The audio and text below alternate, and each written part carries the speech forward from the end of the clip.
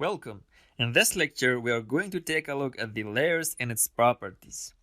As you can see, we have a shape layer that is used to create the frame, which in fact is a rectangle with a few layer styles applied to it.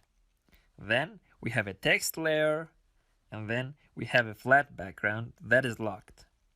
So I will double click on it to convert it to a normal layer and rename it. Now let's say you want to hide a portion of the text layer. And we do that by adding a layer mask. To add a layer mask on a layer, first make sure the layer you want to add it to is selected, which in our case it's the text layer, which is identified by the letter T on its thumbnail. Then click the layer mask icon at the bottom of the layers panel. A layer mask thumbnail will appear to the right of the layers preview thumbnail, letting you know that the mask has been added. Notice that the thumbnail is filled with white.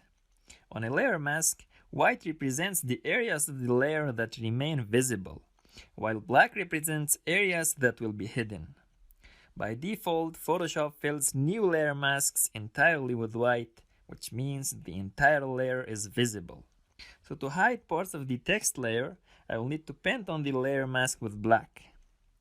Photoshop uses the current foreground color as the brush color. So before I start painting, I will make sure my foreground color is set to black.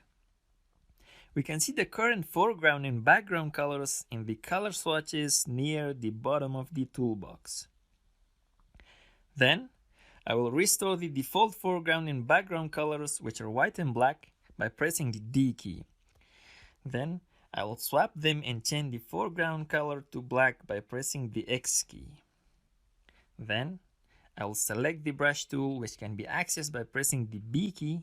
Then I will right click and crank the hardness value all the way to 100%.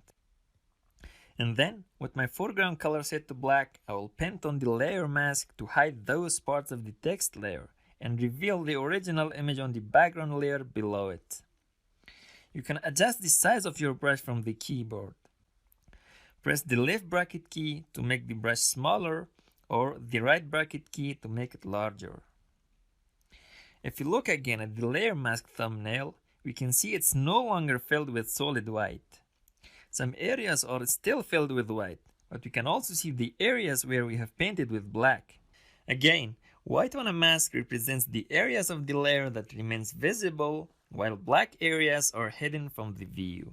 So to get those hidden parts back, I will change my foreground color to white by pressing the X key, and then I will paint back the layer mask with white. And that's how we use layer masks inside Photoshop.